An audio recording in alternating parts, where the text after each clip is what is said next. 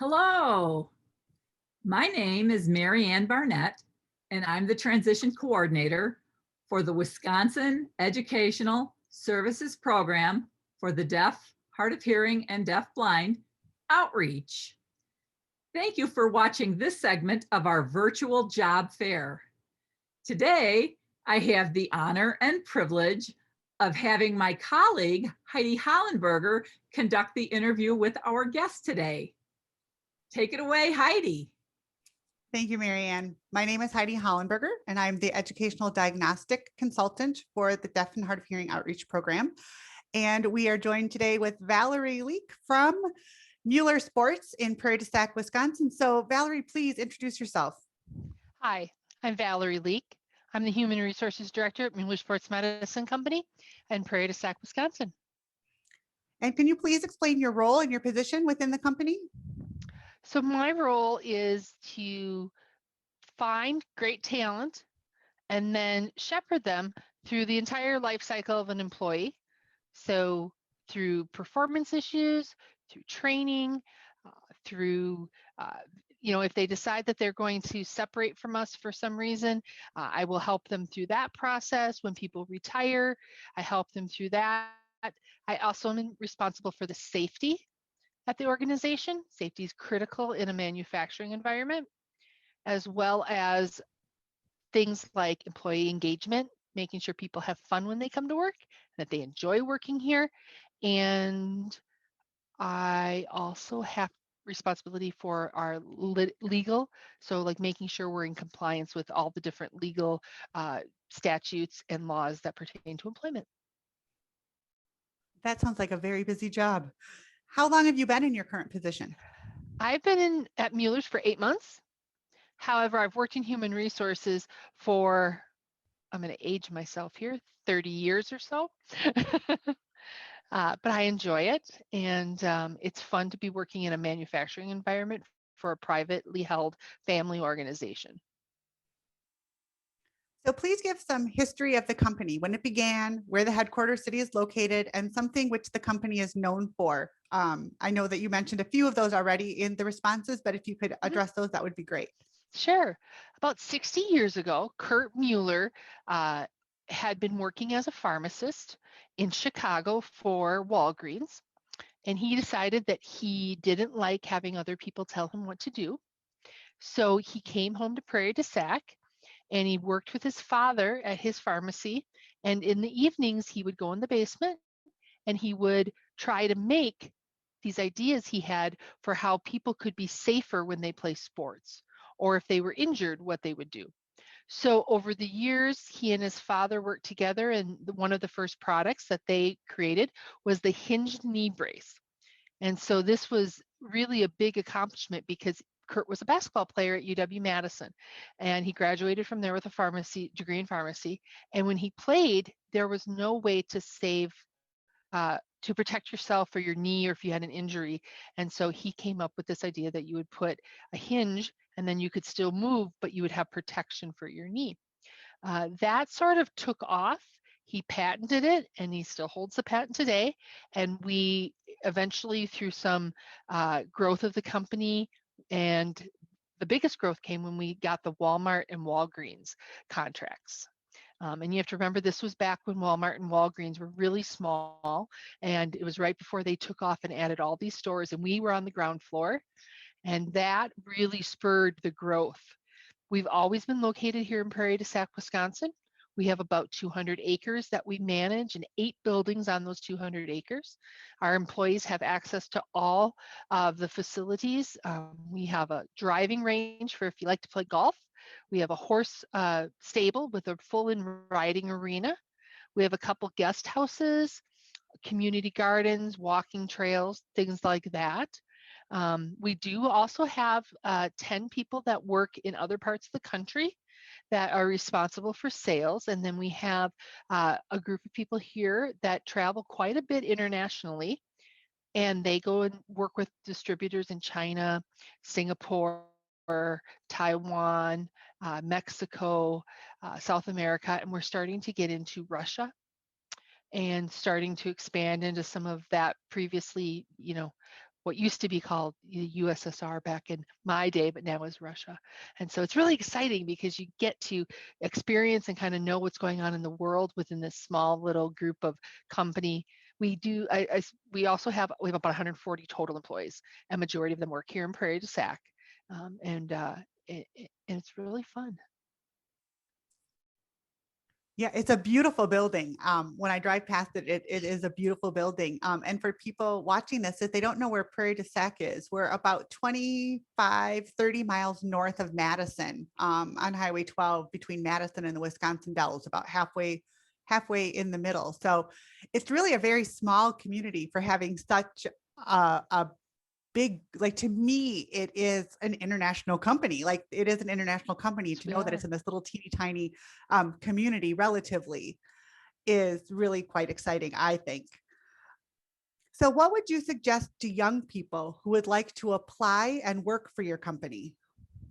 Like, there are things like, are there applications online, paper, interviews done virtual, in person?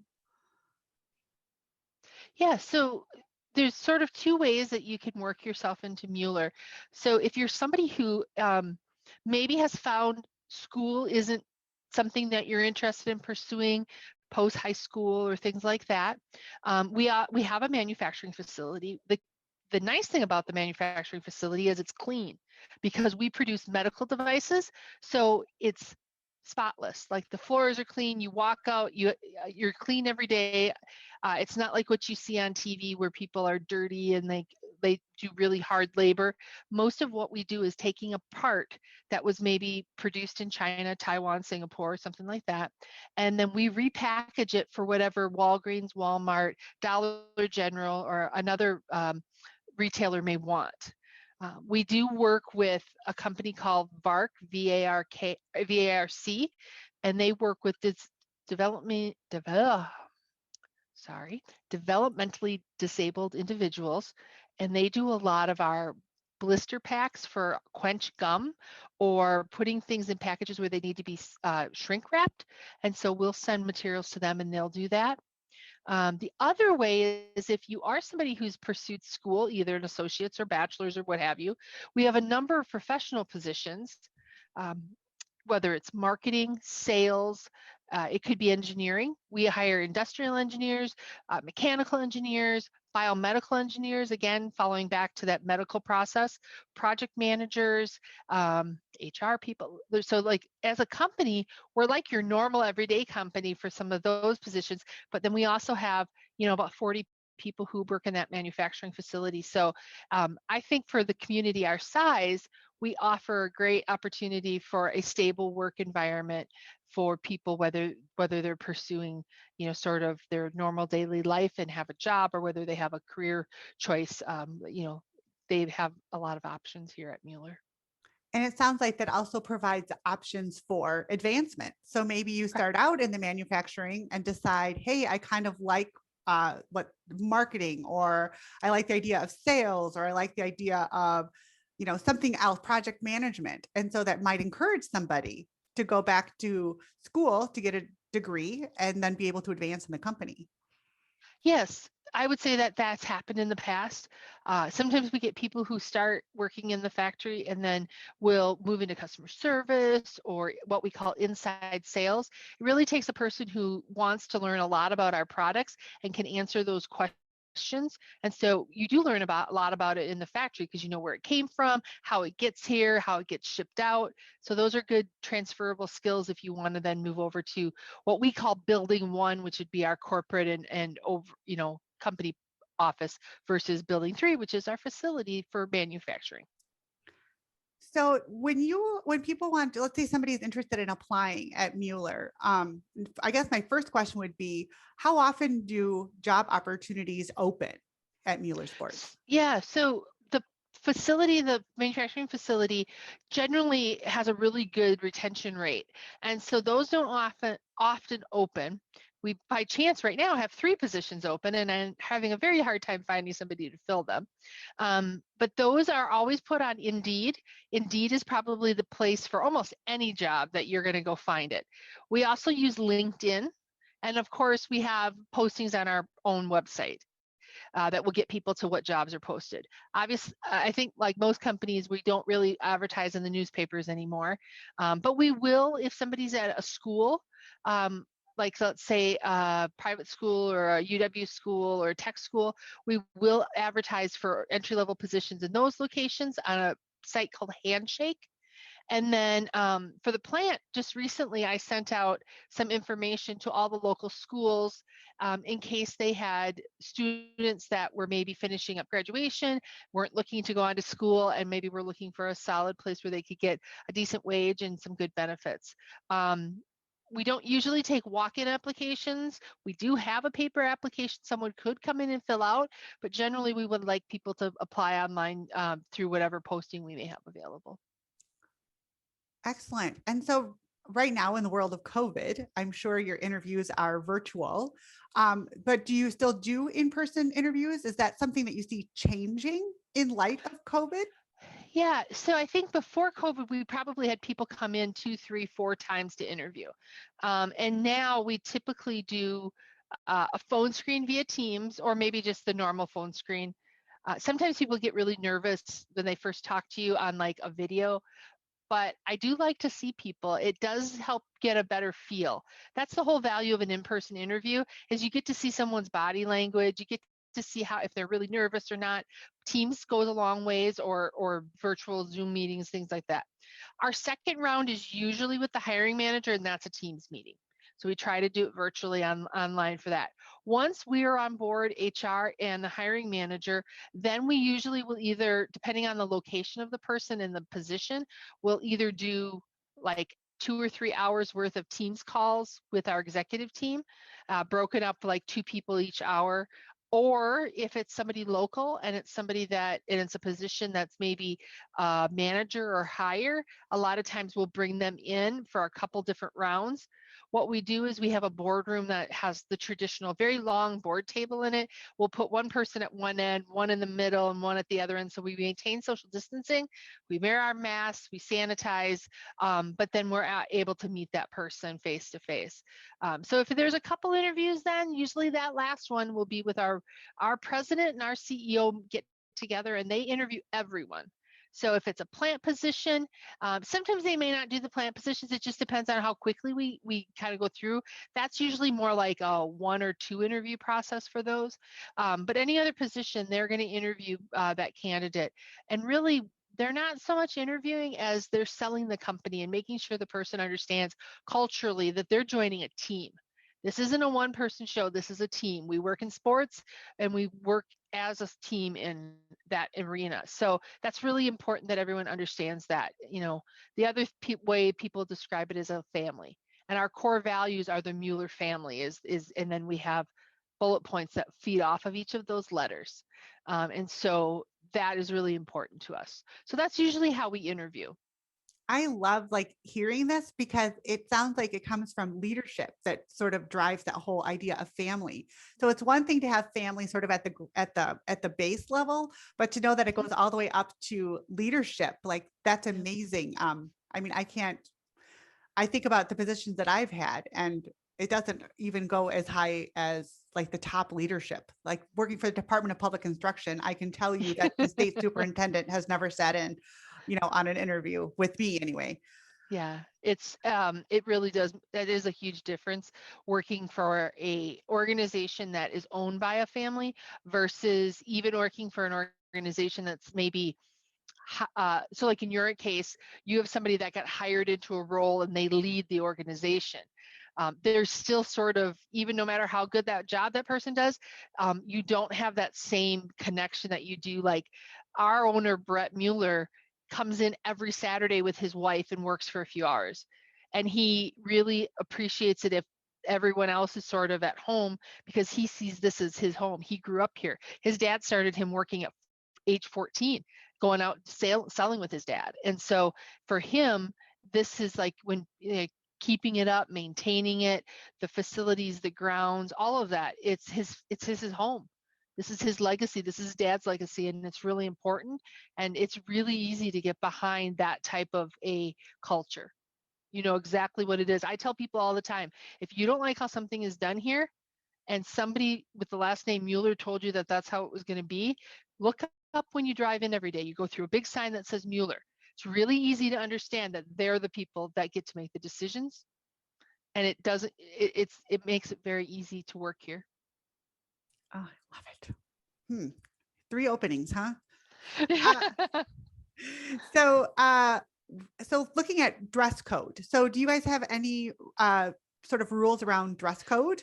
We actually don't. No dress code. We have no dress code.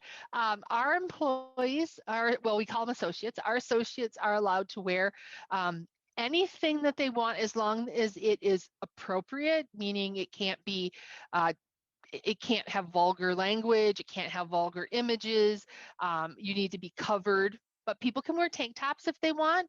Kurt Mueller, who was our founding father, was notorious for, during the summer, walking into a meeting he wasn't invited to with a tank top, sunglasses, shorts, and flip-flops, and asking, what the heck are you guys doing? And then he would usually make the sale for whatever meeting it was, and then we'd all move on with our day. So yeah, we don't have a dress code, which is nice because it does allow that family feel a little bit. I think sometimes people would appreciate if we had a little bit more rules around it, but for the most part, people understand what they need to do. And so, you know, we have people in our factory that wear shorts all year round, you know, and that's fine. It's all good. They just have to cover their toes, you know, for safety precautions. Can't have like long necklaces if you work in plant 3, or if you go over there regularly. You can't have like, or like sweaters that are really long, earrings, hair, things of that nature. Anything that could get caught in a machine, you just have to be careful for. Yeah, so they're not necessarily restricting you because of your personal preference for attire. It's just a safety issue. Exactly. We have lots of purple hair. Yeah. We have, but it's allowed. I mean, we don't get into that. Tattoos are fine. All of that type of thing is no problem. So.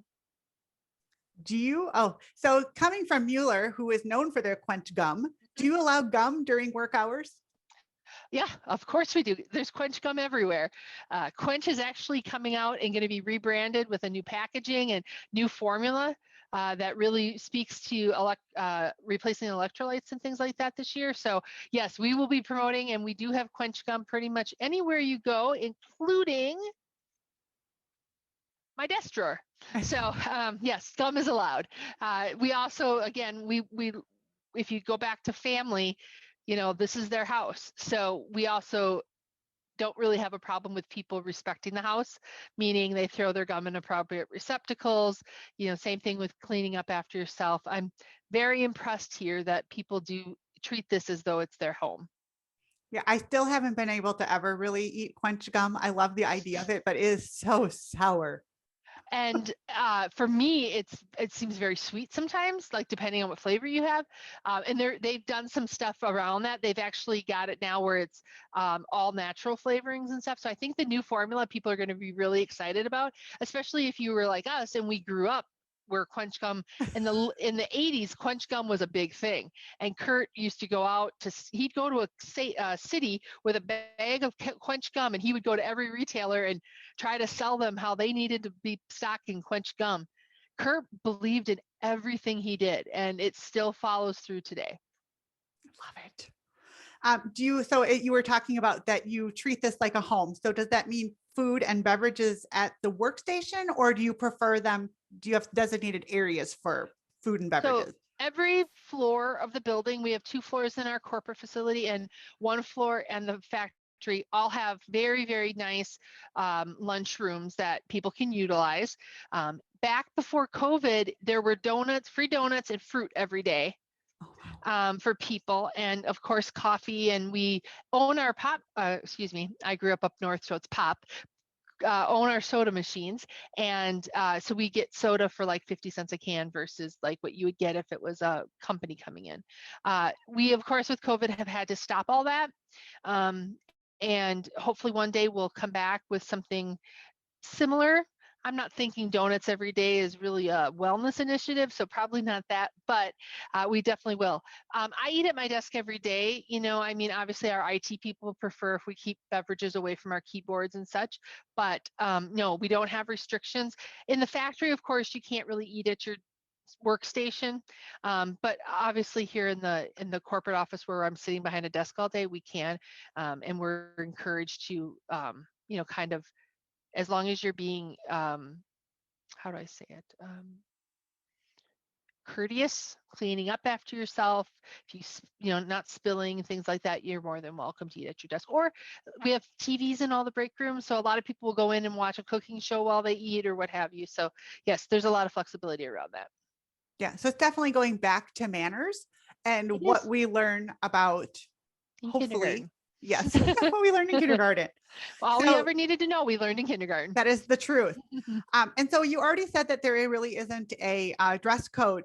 And I'm reading the next question, which has to do with hoodies. And I'm guessing the only thing might be you have to tuck like the strings because you wouldn't want those to fall into. Yep, strings are not good. So they either have to knot them up so that they don't hang, or like you said, push them in.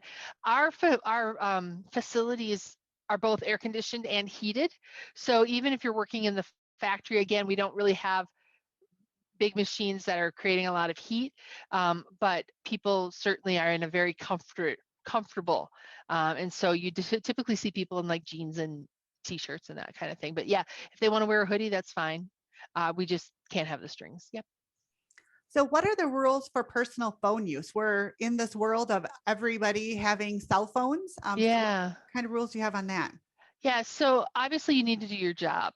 And so we try not to, we try very hard not to restrict one group of employees greater than another group.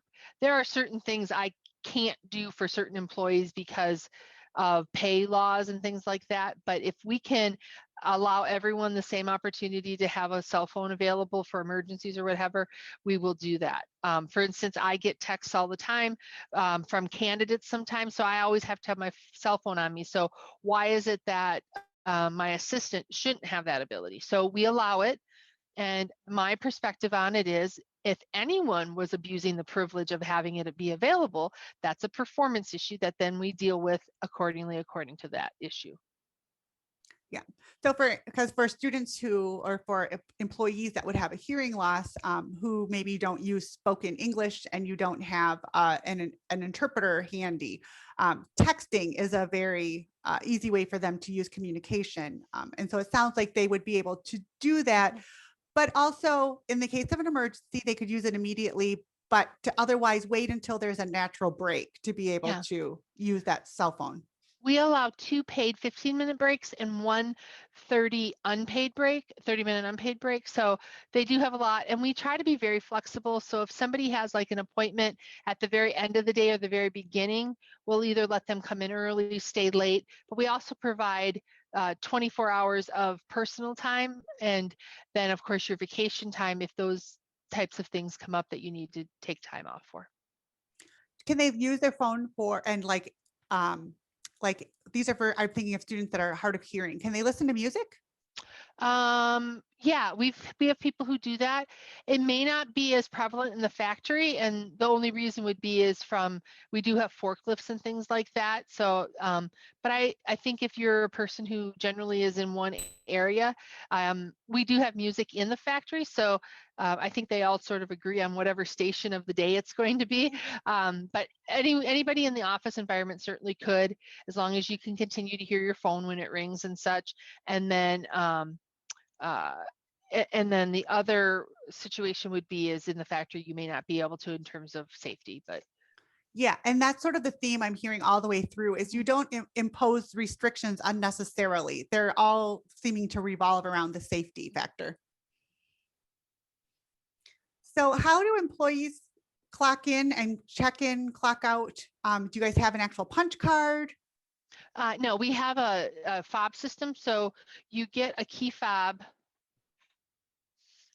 when you get hired, and it lets you into the buildings, because we no longer have, we did have some issues where like people who were dropping or picking up packages would just walk into the building and nobody knew they were here. So we do have a fob system now. That fob also is your remote entry for the key, time punch card key. So you just wave it by it and then it logs you in. And then you log out for break, log back in, log out for lunch, log back in, and then log out at the end of the day. So it's pretty slick. That is slick. Much easier than. Yeah, it's been a long time. We probably have the machine somewhere in this building. I just haven't found it yet. It'll go in it will go in Kurt's It'll museum. go to the museum. Yes, it will go to the museum. So, sick days, holidays, snow days, vacation. So, you talked a little bit about that they get this 24 hours of Mhm. personal time. So, what about some of those others like sick days or? Sure. So the personal days would also be where you could use for sick days.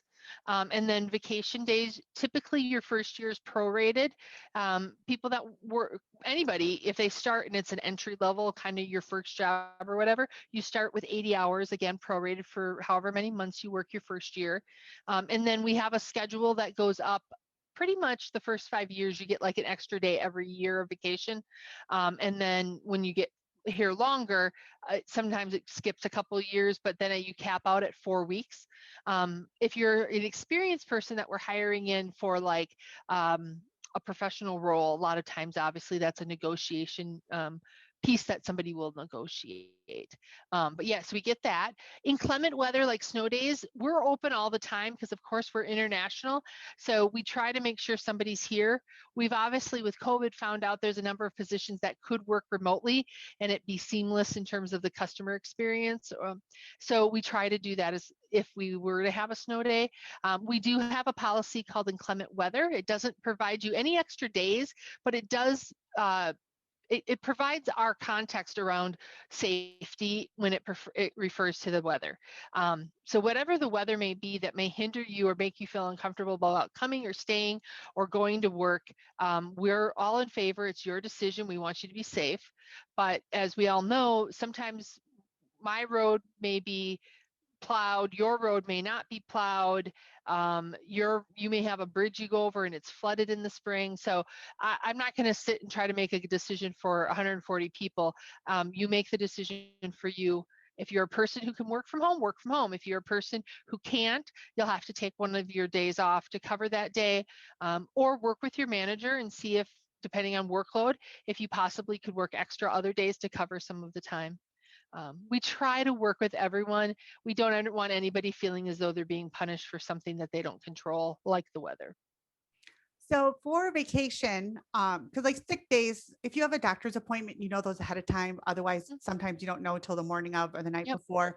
But when we're looking at vacation days, how much time in advance? Because you guys have a schedule, and I'm guessing you want to have a certain number of people on the floor. Yeah, I would say we try to have people give at least a week or so of vacation advance. Most people are going to tell you because they plan ahead, so they're going to tell you, or they're going to want to know for like a long holiday or something, and so then they've got to. We don't always just say whoever got in first. A lot of times it has to do with, well, you took the Thursday or you took the I'm trying to think. You took Monday, Tuesday, Wednesday off of Thanksgiving so you could go hunting. So now you're going to work between Christmas and New Year, whereas so and so is going to be able to take that time off this year because they work Thanksgiving. So we try to be fair that way, and most of the teams they'll self-regulate that themselves. But we do what we call gifting vacation. So when you start, you get gifted all of your hours. So if you're going to get 80 hours, you get that, and you can schedule that and start using it right away. But you only earn so much per month. So per month that you work, you earn so much. And then if you were to separate, let's say in November, started in January, leave in November, I would look back and say you've earned 11/12 of your vacation allotment. And if you've used the entire amount, then I would recoup that on your last check. Or if, let's say, you only use 2 months, then I would pay you out for 9 months of it on your last check. So we're trying to be fair to the employee while at the same time allowing the business to continue to function properly. Very nice. So how often are there required employee meetings? Quarterly, we do a town hall meeting. We used to do it all in one place together. Obviously, we're not doing that this last year. So we've become really good at doing Teams meetings, and we have our people in Norway. We have a person in China. We have another person in South America, I think. They'll all get on. So we'll have 140 some people plus some independent contractors get on those calls. And our CEO talks, our president talks, and then we have what we call pillars for our strategic plan. And one of those pillars gets discussed in detail at each meeting, as well as we announce new employees. We call them superheroes. And so we always ask our new employees, what's your superhero? And it can be anybody from your mom to a Marvel character to some obscure anime character that you may like, or somebody that, or something that's in your world that you relate to. And so we will publish that, and we always talk about, showing your superpower. It's a nice way to bring people together, especially since superpowers and superheroes have been such a big hit over the last decade or so. Have you ever had, as far as you know, you've only been there 8 months, but Yeah. are you aware of any deaf or hard of hearing employees that Mueller has hired? Other than myself, and that's just my husband speaking. I am not aware of anyone currently that has any hard of hearing or vision issues. We have a very senior workforce. We have people who've worked here 35, 40 years. So I would naturally believe that there's some natural lack of hearing that probably comes with the age of our employees. But we utilize the horns on our forklifts a lot to make sure everybody's well aware of where people are at. And we try to follow up any verbal communication. Like if somebody has, even if I have a meeting with somebody and I don't guess that there's anything, I always follow up with a memo or an email saying, hey, this is what we talked about. This is what we agreed to. This is what the next steps are. So we try to foster that with all communication. In the factory, a lot of the communication is more one-on-one in the moment. And it's sort of like, hey, stop doing it this way, do it this way, or what have you. So they don't usually follow up unless it's a big deal, like a safety issue or a change. But we do try to make sure that, and we would, if we ever had somebody who needed additional resources, we certainly would consider that. We have one individual in our company that is in a wheelchair, so we've already tackled sort of the challenges that go along with that. And for us, we love diversity, and we love the idea that we hire the best candidate for the job, regardless of any other type of necessities or accommodations they may require. Awesome. Yeah, I mean, deaf and hard of hearing is low incidence, and so they're few and far between anyway, except for we do see the age-related hearing loss frequently, even just in the general population. It sounds like you guys have really good retention, but is there a reason, like if you have young people that are hired by Mueller and they choose to separate from the company, those are the words that you use, what are some of the reasons they may choose to do that? Is it more of a compliance or more of a safety or more? It's usually has to do with new opportunities or growth opportunities. We saw a number of people in May to June of 2020. We had a large group of people leave, and a lot of them were in their late 20s, early 30s. And looking back at their exit interviews, I would say majority of them looked at COVID as a wake-up call to, I want to be doing something that makes me really happy, or I want to be doing something that feeds an inner desire to work with a certain demographic. So we had one gentleman who always wanted to go to, he was a biomedical engineer. He always wanted to go to med school. He applied during COVID and said, yeah, I'll just try, I'll take my, I don't remember what the test is you do for medical school. He did that, he passed, and he's, I think, at Johns Hopkins going through medical school or something. So yeah, I mean, how can you look at that and go, oh, we lost him? Like, no, it was like we gave him the opportunity to go pursue something that he had a passion for. So I would say, in all honesty, I think that's a lot more of what we see from younger people. We are 140 people. We've been 130 to 140 people for a number of years. I report to one person who reports to Brett Mueller. There's not a lot of layers in there to go. I have one person that reports to me, and she's a entry-level HR person. She does a wonderful job, but she's either got to take my job or do something else. And so we have conversations a lot about that, and about the fact that at some point she may decide to go someplace else because she's going to want an opportunity to do something that I don't. My challenge is to provide her those opportunities without her having to leave. But I'm not going to say that if she leaves, that's a bad thing. In the factory, we don't tend to have that. We tend to more have people leave because right now manufacturing is struggling to find anybody at any rate of pay, and a lot of larger facilities are paying, you know, $3, $4, $5, $6 an hour more than we can pay. The key of it is getting the person in the door to understand us versus, you know, going to work for, my husband worked in manufacturing for 25 years. He came home dirty. He fell off of machines and got broken bones. He got burned with plastic. And he had to work third shift for a while. And those are none of the things we do here.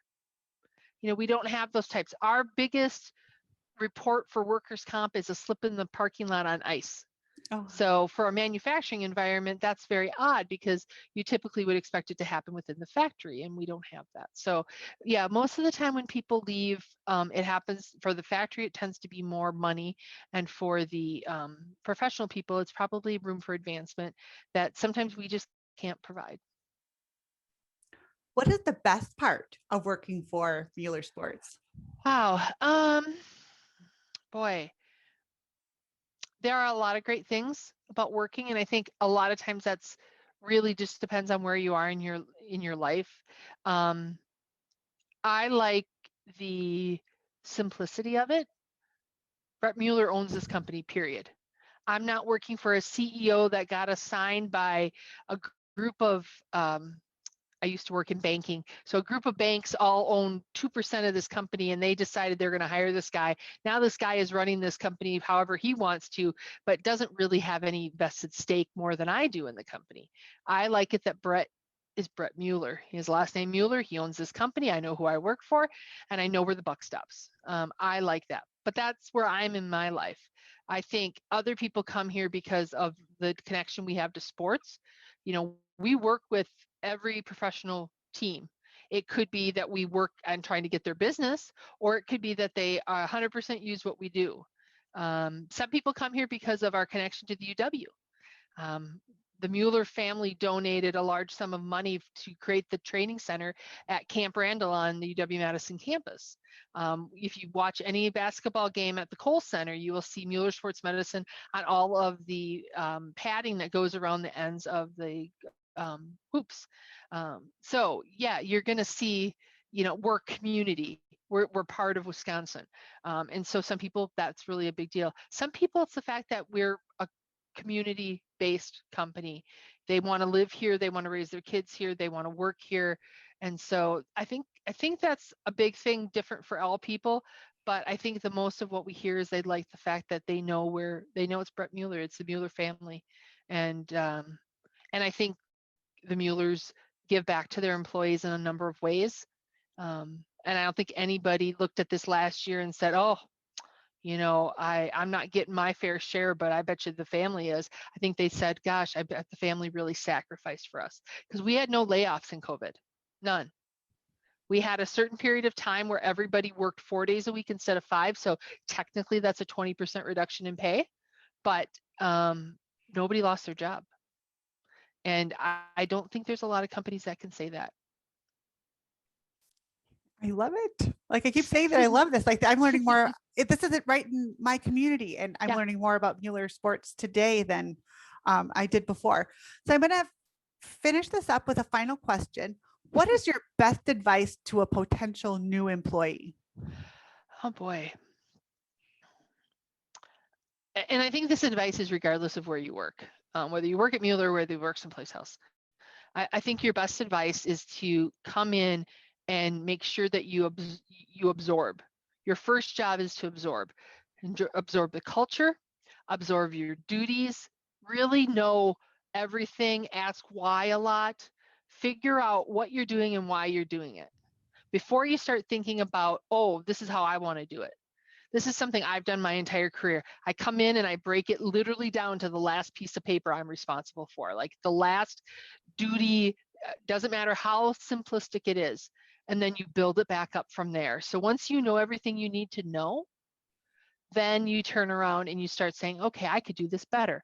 Or have we tried this? Or can we move this table over here so I don't have to turn to box from this box to that box? So learn what you need to know inside and out, then figure out how you're going to do it better and help that company be more successful than it is. If you do that your whole career, no matter what you choose to do, I think that you'll find that that company will value you, they'll value what you bring to the table, and you'll probably see growth opportunities come from that type of an attitude. Thank you, Valerie. We're gonna conclude, but I have enjoyed talking to you today, and